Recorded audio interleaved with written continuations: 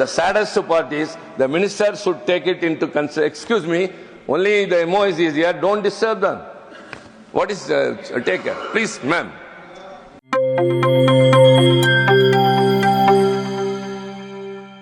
Shri Trichy Siva to raise the discussion on the working of the Ministry of Health and Family Welfare. माननीय मंत्री जी ने chair से permission लेकर गए हैं, अभी तुरंत आएंगे. His two state ministers are here. He has taken permission from the chair to go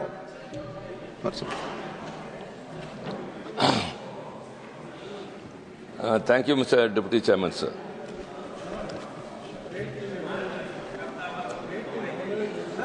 Please. Yes, I have already informed. Please. Please, आप अपने सीट पर बैठे. We are resuming discussion. Please take your seats. Mani Tiruchi. Thank you, Deputy Chairman, sir. So I am very thankful that the DMK party has been asked to initiate the discussion on the working of the Ministry on Health. Sir, though health is not very explicitly in our Constitution, but Article 21, which is fundamental right. Please take your seats. Which is a fundamental right for personal life and liberty, was interpreted by the Supreme Court that it involves health also. So health becomes a fundamental right. And the health is a state subject. And as per the concurrent list, there are certain responsibilities with the union government also about the medical education, controlling the population and family planning and all other things.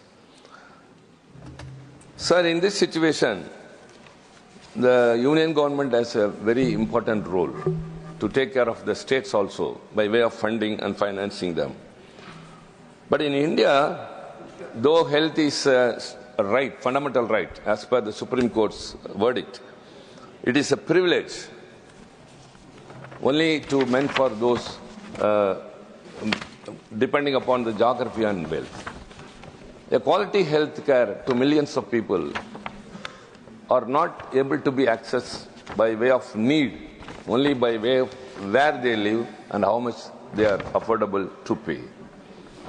A government that seeks to this reality must invest in public health in both vision and commitment. But what actually the budget allocation for health in the union government, sir, the present government, it is only it has declined. It was 2.5% in 2017-18.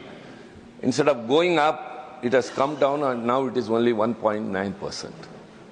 How it is possible a country which has a population of 42 crore of people, in which 30,000 crore people are below poverty, they are poor people, and around 40 crore people are middle class. So considering those people, the government should have allocated more funds to the health, but it is not so. Compared to other countries, sir, the United States has allocated 9.7% of its GDP to public health. China spends 2.9%, and even Sri Lanka surpasses at 1.9%, but for India is only 1.4%. This is very sad. Even a small country, Sri Lanka, has surpassed us. So what actually is in the mind when you are to take care of the people of their health, the budget allocation when it is so less, and the saddest part is the amount allocated for research is only 3,900 crore. What the word who suggests or the standard which has been deputed is totally does not match with what we are handling. Sir, though the union government plays a significant role, it doesn't take all these things into consideration. Just 4.4% of the ministry's budget is spent towards health research. That is, you know how much, sir? 0.02% of our GDP. Actually, the WHO has suggested should be at least 1%. Even the Standing Committee on Family and Health and Family Welfare has recommended that it should be 0.1% at least. But actually it is 0.02, whereas the other countries, United Kingdom spends 0.65% and United States is at 0.44%. Sir, this Standing Committee's recommendations are not taken into consideration. Research is very important as far as health is concerned. So the budget allocation is very much less. It's only less than 2%. And the research is much lesser than the GDP, that's 0.02%. Take, for example, the state governments. The Tamil Nadu state government has allocated 4.9% of its total expenditure towards health care. So it must be taken as a cue. The government health expenditure as a share of GDP in other countries. I am very sorry that when I am speaking in the parliament, it will go across the world. I am very sorry to depict my nation in such a sad situation, but the government has to take the responsibility. It's our responsibility to point out, compared to other countries. See, even Thailand is 3.6%, and Brazil is 4.3%. South Korea is 5.4%. But in our country, the government's expenditure towards health is so sad that we stand at only 1.4%. So they have to take into consideration that it is not a thing that should be overlooked just like that and say these things and impose upon. So the medical education is vested with the union government instead of controlling the population. See, for example, we are raising the issue of delimitation, that we may have a very bad consequence if the delimitation is done on the basis of population. Why, sir? In 1976, an amendment was brought in the Constitution that birth control will be implemented across the country uniformly, and then only delimitation can be done, and it was deferred to 25 years after. And even in 2001, when Vajpayee ji was the Prime Minister, he also deferred it to 25 years since the population has not come to a level. The same situation prevails now also. In 2001, the population was 100 crore, and in 2011 it became 120 crore. And now it is 142, whereas the southern states have controlled the population, whereas the northern states have gone. So the government should have concentrated that uniformly the population should have been controlled and family planning should also have been implemented. But not so. Whereas it comes into the medical education, they bring an examination, NEET, which is common to all across the country. Sir, one size fits to all will not suit to education. Every state has, see, Tamil Nadu has got 79 medical colleges, the highest in the state, in the country. We give a very good education, everyone is appreciating, that all apart. You introduce NEET, which doesn't suit to one part of the country. See, a student who studies up to 12th standard, night and day, and scores very high marks, it is thrown to dustbin, and they conduct an examination for 3 hours, which is maybe totally new, but now they are being compelled to go through that examination or a crash course, spending a lot of money going to private institutions, and then only they can appear in NEET and pass. So this NEET examination, it must suit to the states, and so with the par with the state government, we have passed a legislation in the state government.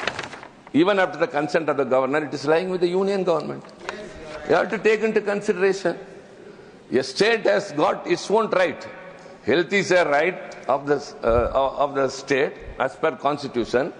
But since the medical education comes under the concurrent list with the union government, instead of concentrating on controlling the population and implementing family control, considering the future of this nation, you are bringing in the education and compelling all other states to go and accept only NEET examination, which has bothered the students so much across.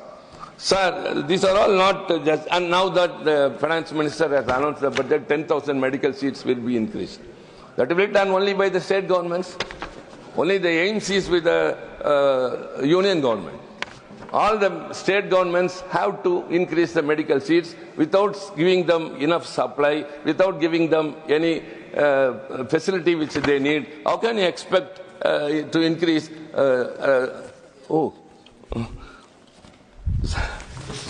So I have to run fast. And sir, the WHO standard, it says that it's very very important. The patient-doctor population, it must be 1:1,000. That is what the WHO recommends. Let me tell what is the situation in India. It is 1:1,272 average. But state-wise, I'll go. Uttar Pradesh is 3,767 per doctor. Jharkhand is 8,180 per doctor. Haryana 6,037. Chhattisgarh 4,338. And I'll not rush up. I'll rush up with everything considering the time. Kerala is 535 per doctor. And Tamil Nadu stands number 1, 253 per doctor. Sir, why? How it is possible? See, when one part of the country, when 4,000 persons are depending upon one doctor, you are not increasing the health workers. They are not being taken care of as they should have been. But actually it is not so. And another very important thing is the non-communicable diseases. Because of the non-communicable diseases, what is happening is, non-communicable diseases are like diabetes, cancer, and pulmonary diseases and all other things. Because of that, probability that a 30-year-old dies before the age of 70 due to this NCD, that is non-communicable diseases. In Japan, it's only 8%. Out of the total deaths, the deaths because of NCD is 8%. UK is 11%. USA 14%. Brazil 15%. China 16%. Bangladesh 18%. Vietnam 20%. Malaysia 22%. India 24%. Again, I feel sad and sorry to say all these things. The non-communicable diseases are not brought under control. Whereas Tamil Nadu, what it has done is, I will rush up with bullet points. Tamil Nadu diabetic food care policy, because it is one of the non-communicable diseases. And mental care wellness. In India, it is 0.07 per 1 lakh population, the psychiatrists are there. They are not taken care of. It's a very important. Mental health and wellness is very much important. Whereas in Tamil Nadu, we have got Natpudan Ungalodu Mananala Sevai. So we are taking care of those who are mentally ill. And Punnagai scheme, that is about smiling. Punnagai means smiling. Aims to ensure the dental health of students by providing dental treatment and creating awareness about one disease. And anemic. Anemic is spreading to the alarming level in India with pregnant women and children. So what has been done towards that? The Tamil Nadu government across India, it started from Tamil Nadu and now implemented all over the nation the midday meal scheme. But only in Tamil Nadu, we give breakfast also to students of primary school because they should not suffer from anemia. And this is being followed by other states like Kerala also. Yes, sir. Kerala also following. So southern states always stand first. That's why we are victimized. That's why we are penalized. For everything, we are not taken care of. We are not being ignored. We are being ignored for the way we are performing very well. We have never heard that an outstanding student is punished anywhere, sir, only in our country. This government is with a stepmotherly attitude and partiality looking into it. Strong public health infrastructure we have. We have got a strong focus on preventive care and community health services. Many PHCs across the country, what the union government should do is it should focus on those states where the things are getting worse. Whereas we are doing very well. The PHCs are more in number. The community medical center, health centers are more in number. The secondary, tertiary hospitals are providing the best health. We go to the people where they live and give service. So the states are doing their responsibility and performing very well, whereas the union government is not focusing on the states that are not performing well, rather they try to punish us. That's what I say. Whatever is responsible with the union government, you say that first you increase the budget. With that budget allocation, you have to do the needful. But that is not done so. No research. Without research, medical advancement cannot be. You cannot be depending upon other countries for technology development. Sir, I got very important concerns because I think you have to give me a minute or two for more. The health insurance. You have got one scheme, what is that? Pradhan Mantri Ayushman, and the state government has a different, the Chief Minister's health scheme, which gives 5 lakhs to people. That's all different. But the saddest part is the minister should take it into consideration. Excuse me, only the MOs is here, don't disturb them. What is take care? Please, ma'am. When we are talking much about the insurances, the term insurance, health insurance, and life insurance premiums are taxed at a steep 18% GST, the highest, treating them as luxuries rather than necessities. How sad it is. Health insurance premium is charged at 18% GST. And out-of-pocket expenditure. The middle class people are too rich to get any aid from the government and too poor to spell out from their own pocket. And another thing is toxic air. India has some of the world's highest rates of lung disease. And aging population, the TFR, and it is increasing alarmingly, enormously this side, but in southern states it is under control, the total fertility rate. And very importantly, I would urge the health minister who is here to take into consideration 2 things. One is this insurance premium should not be charged at 18% GST. Another is one paraquat poisoning. It is available very freely. If anyone consumes that, even medical intervention cannot save them. I think the ministers are very much aware of it. Already the European Union, China and UK have banned that. Only India is having that. The poor people who get frustrated in life, who cannot resort to anything when they try to commit suicide, at least to frighten their family or anyone else, they resort to something. So they get the rat poison, which is very easily available, and this paraquat poison, which is very much easily available, and they are not at all able to be rescued. They get worse. They cannot be saved on one hand. They deteriorate in the worst manner that no patient should suffer. And so I urge the ministry to ban this paraquat poisoning and rat poisoning in the concern of the people. The common man, the poor man in this country, whoever is attempting to commit suicide, they are very easy. It's a herbicide. It's a herbicide and very easily available. And this is not just a suggestion from the ruling party side. I am speaking on behalf of the people who are suffering at the hospitals because of committing suicide. And the most important is the aims at Madurai in Tamil Nadu. It was announced in 2018 with a proposed completion by 2022.